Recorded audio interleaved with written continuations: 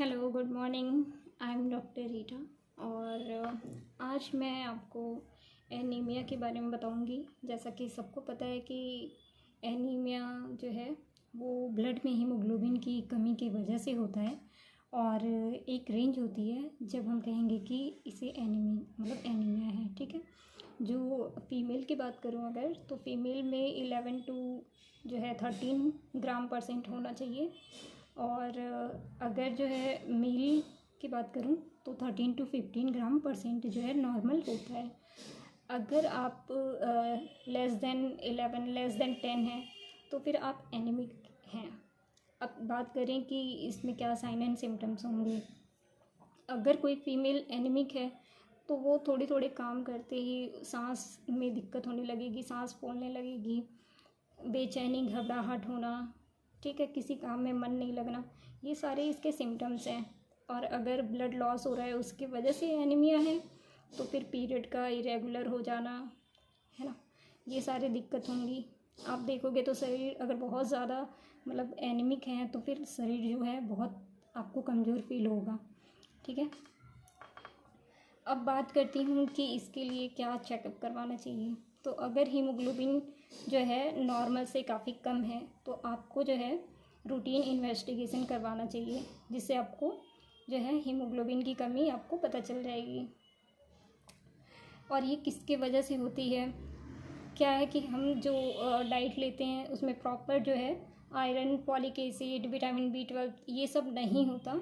इसकी वजह से क्या है कि आयरन की कमी हो जाती है। दूसरी बात कि हमारे अंदर ही प्रॉब्लम्स होती है, हमारी खुद के पेट की प्रॉब्लम्स होती है कि गैस्ट्राइटिस हो गया हो, इस वजह से एब्जॉर्प्शन प्रॉपर नहीं हो रहा है, या फिर जो इंटेस्टाइनल वॉर्म होते हैं उसके वजह से जो है ब्लड लॉस हो रहा है ना, या फिर जो हम खा रहे हैं वो प्रॉपर नहीं लग रहा। तो इस केस में भी आपको जो है कि डी वॉर्म की ज़रूरत होती है। इसके लिए आपको एल्बेंडाजोल जो है वो लेना होता है।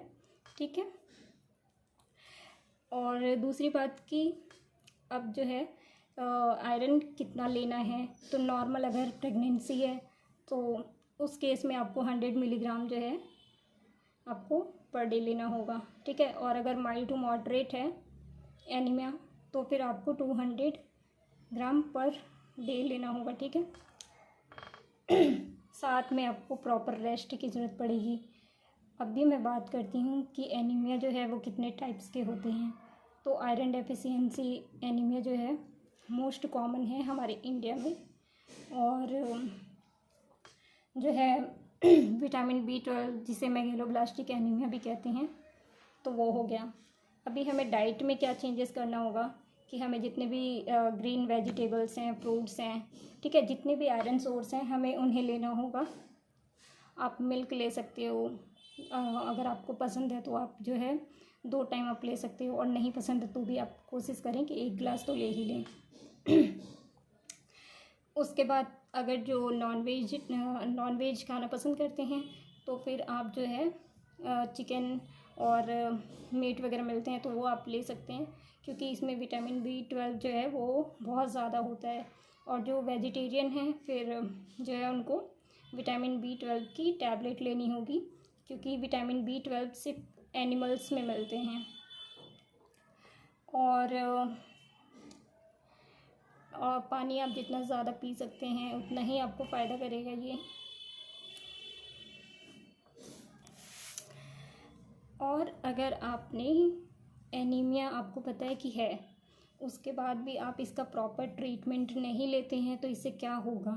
जैसा सबको पता है कि एनीमिया का मतलब होता है कि ब्लड में हीमोग्लोबिन का कम होना, और हीमोग्लोबिन का काम है कि हमारे ब्लड से जो है ऑक्सीजन को कैरी करके हमारे डिफरेंट ऑर्गन, टिश्यूज, सेल्स में वो ट्रांसपोर्ट करता है।